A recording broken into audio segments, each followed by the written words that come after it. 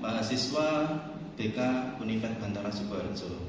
Di sini saya akan membuat video untuk memenuhi tugas UAS, yang mana dalam video ini menjelaskan seorang siswa yang mempunyai problem dalam kesulitan belajar. Sebelum wawancara ini dimulai, izinkan saya mempromosikan yang pertama, marilah Bapak Ibu yang mempunyai putra-putri untuk bersekolah di SMA Muhammadiyah 1 Sukoharjo, dan apabila yang sudah lulus bisa masuk ke perguruan tinggi Universitas Bantara Sukoharjo. Demikian perkenalan yang bisa saya sampaikan. Mohon untuk like, share, and subscribe. Thank you. Wassalamualaikum warahmatullahi wabarakatuh. Baik, di sini saya sudah bersama dengan satu siswa yang mengalami problem kesulitan dalam belajar. Mari kita wawancara sekarang juga. Selamat sore. Sore, Pak. Dengan nama siapa? Dengan nama Muhammad Habib Al-Bukhari. Habib ini kelas berapa?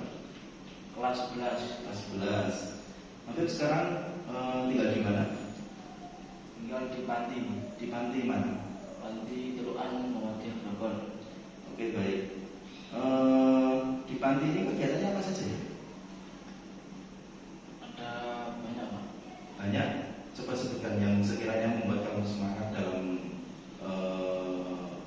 berkegiatan di Panti. Membaca Al-Quran, tiket, terus sholat berjamaah. Udah semuanya ya. Oke, baik. Habib, gimana kabarnya hari ini? Saya merasa kurang baik, Pak. Kurang baiknya gimana? Dikarenakan saya merasa kesulitan berkonsentrasi saat belajar. Oke, baik. Coba ceritakan lebih lanjut ya, Habib ya, tentang apa yang membuatmu sulit dalam belajar. Saya merasa mudah teralihkan, Pak. Pikiran saya melayang-layang dan saya jadi tidak fokus pada pelajaran. Apalagi kalau tugasnya banyak. Saya jadi semakin stres dan tidak bisa memulai. Oke, baik. Jadi di sini ada dua hal ya, Habib ya, yang kamu rasakan. Yang pertama adalah mudah teralihkan dan merasa kewalahan dengan banyaknya tugas, ya kan? Berarti di sini kita akan mencoba mentelaah lebih dalam apa yang biasanya membuatmu teralihkan. Biasanya ada notifikasi dari HP, atau saya kepikiran yang lainnya, atau malah kepikiran main game, Pak. Oke, baik. Berarti di sini ada beberapa faktor ya. Jadi di sini ada faktor eksternal dan faktor internal. Oke, sekarang kita pikirkan apa yang kamu lakukan untuk mengatasi ini. Pernahkah kamu mencoba strategi tertentu untuk fokus? Pernah, Pak.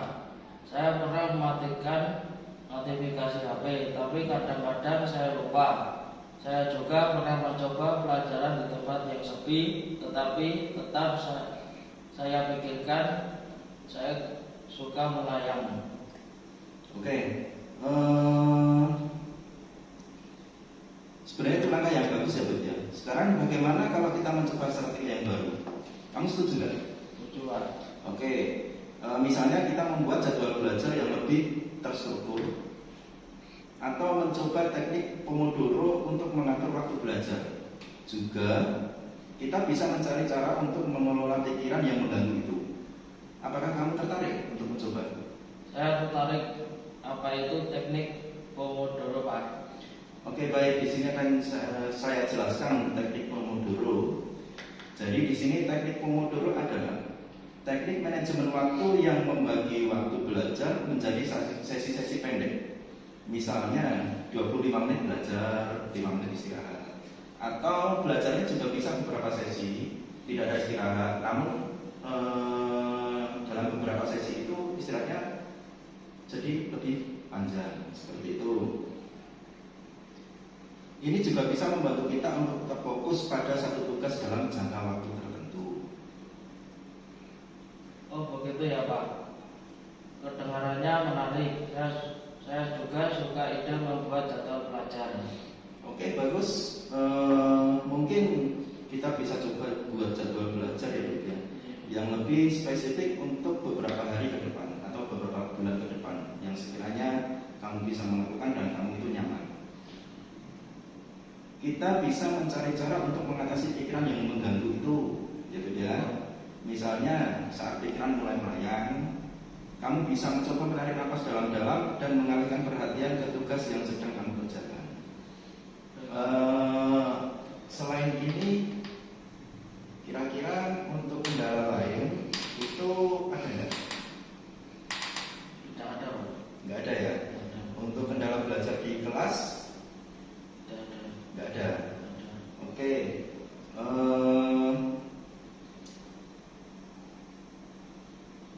Kalau gitu kamu berarti bersedia ya membuat jadwal belajar kamu sendiri. Oke, baik, Habib, saya juga ingin tahu untuk kegiatan di sekolah itu, entah itu pembelajaran pokok atau pembelajaran ekstra, itu apa saja ya? Pembelajaran pokok itu seperti pembelajaran matematika, Ada bahasa Indonesia ya, bahasa Inggris, tapi bahasa Jawa ada nggak? ada Ada ya, masih ada ya bahasa Jawa. Seni musik? seni musik, itu ekstrakurikuler. Ekstra ya maksudnya. Oke, baik. Dari beberapa mata pelajaran itu yang kamu rasakan paling sulit itu belajar apa? Belajar IPA, Pak. Belajar IPA. IPA itu kan ada biologi. Ada nggak sih? Ada. Ada biologi, terus ada fisika. Itu sekiranya yang paling sulit yang mana? Yang fisika, Pak. Yang fisika. Karena apa? Karena itu hitungan, Pak. Karena hitung-hitungan. Matematika kan juga hitung-hitungan, kan? Ya. Gimana? Lebih sulit mana? Lebih sulit matematika, Pak. Lebih sulit matematika. Matematika sulitnya gimana?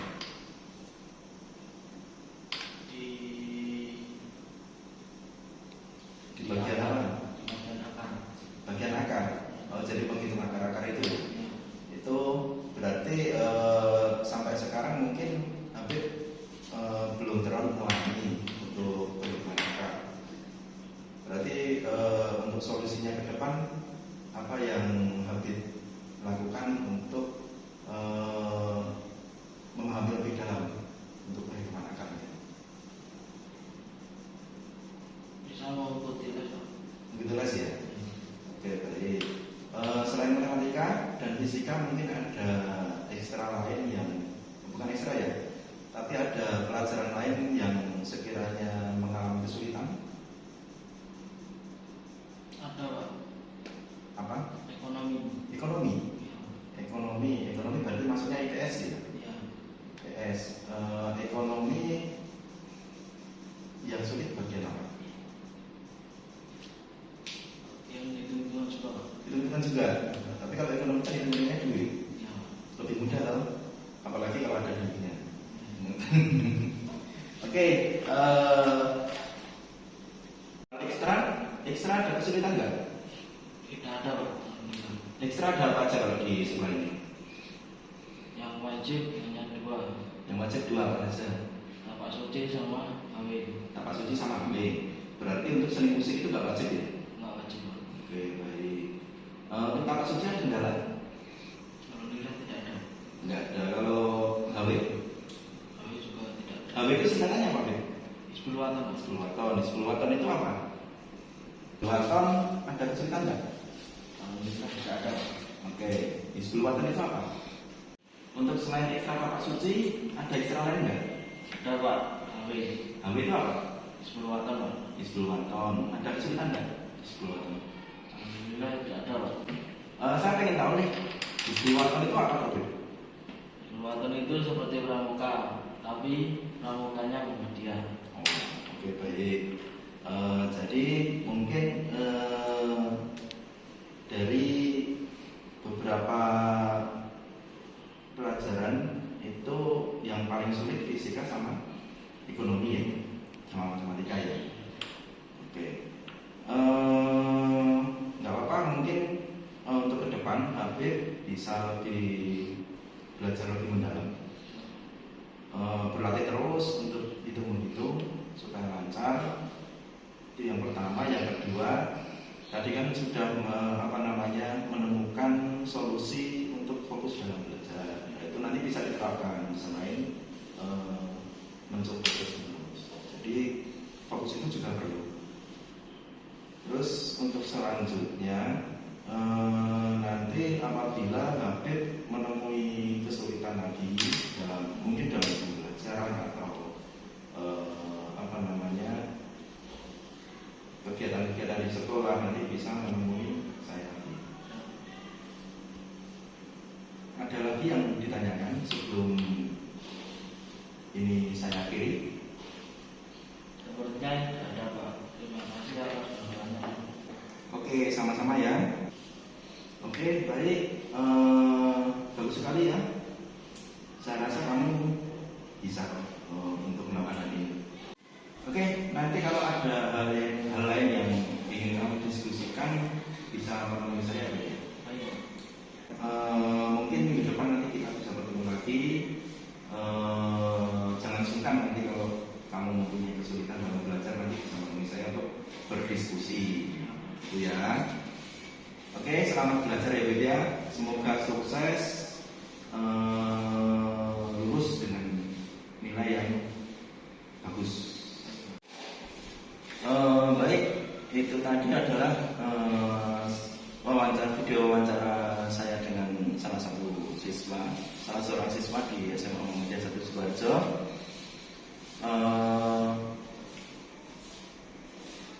Alhamdulillah dari siswa ini sudah menemukan solusi untuk menemukan metode belajarnya. Seperti itu. Baik, demikian video yang bisa saya tampilkan. Semoga dari Ibu Aldila selaku dosen pengampu bisa menerima dan memberikan nilai yang terbaik untuk saya. Saya selaku mahasiswa atas nama Bangkit Muhammad Amir mengucapkan terima kasih kepada Ibu Aldila selaku dosen pengampu dan juga Univet Bantara Sukoharjo, di mana Univet ini adalah tempat kampus untuk saya belajar. Dan juga terima kasih Ibu Aldila atas kelonggaran waktunya yang telah membimbing saya selama ini. Semoga apa yang Ibu Aldila berikan kepada saya menjadi keberkahan untuk Ibu Aldila. Dan sebelum video ini saya akhiri, sekali lagi bagi Bapak Ibu yang mempunyai putra putri yang sudah lulus SMP, bisa bersekolah di SMA Muhammadiyah 1 Sukoharjo, dan ya bagi yang sudah lulus jenjang SMA dan akan meneruskan ke pendidikan yang lebih tinggi yaitu S1, bisa untuk meneruskan jenjang pendidikan di Univet Bantara Sukoharjo. Sekian video ini saya buat, semoga bermanfaat untuk semuanya. Billahi bisabil haq, wassalamualaikum warahmatullahi wabarakatuh.